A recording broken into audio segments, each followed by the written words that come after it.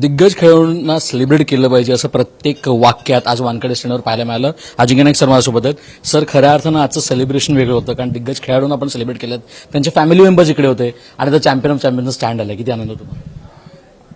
Mumbai cricket असोसिएशनसाठी आज ऐतिहासिक दिवस आहे. माननीय मुख्यमंत्री देवेंद्रजी फडणवीस होते, आजीमाजी इंडिया कॅप्टन्स होते, आमचे ऑफिस बेरर्स सगळेच इकडे उपस्थित होते, आशिषजी उपस्थित होते.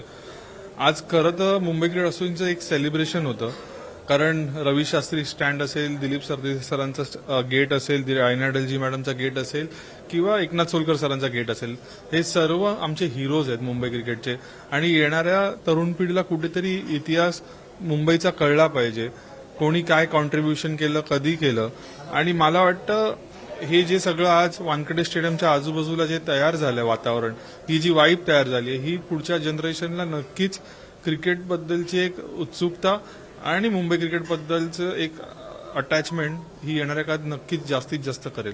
सर, मुख्यमंत्री आज मंचावर असताना तुम्ही अजूनही कल्पना दिलीत काय, अजून मोठं स्टेडियम तुम्हाला हवं आहे, त्याची कामं सुरू झालीत, मुख्यमंत्र्यांनी पण त्याला हिरवा सिग्नल दिला. किती आनंद त्या गोष्टीला पण होतोय की आपण काहीतरी पुढे जात चाललोय त्या गोष्टी. क्रिकेटसाठी मोठ्यातली मोठ्या गोष्टी असून दे की छोट्यातली छोटी गोष्ट, हे होणं खूप महत्वाचं आहे. आणि माननीय मुख्यमंत्री सर्व छोट्या मोठ्या गोष्टींमध्ये आम्हाला सपोर्ट करतात, भक्कमपणे आम्हाला साथ देतात.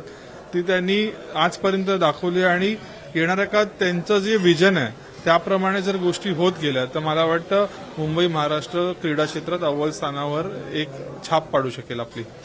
खूप खूप धन्यवाद आणि all the best sir. Thank you. तुम्ही बघू शकता एकंदरच पाहायला गेलं तर सेलिब्रेशन झालंय, ते पण त्या खेळाडूंचं जे सेलिब्रेट झालेच पाहिजे होते. श्रेयस पुढारी, मुंबई.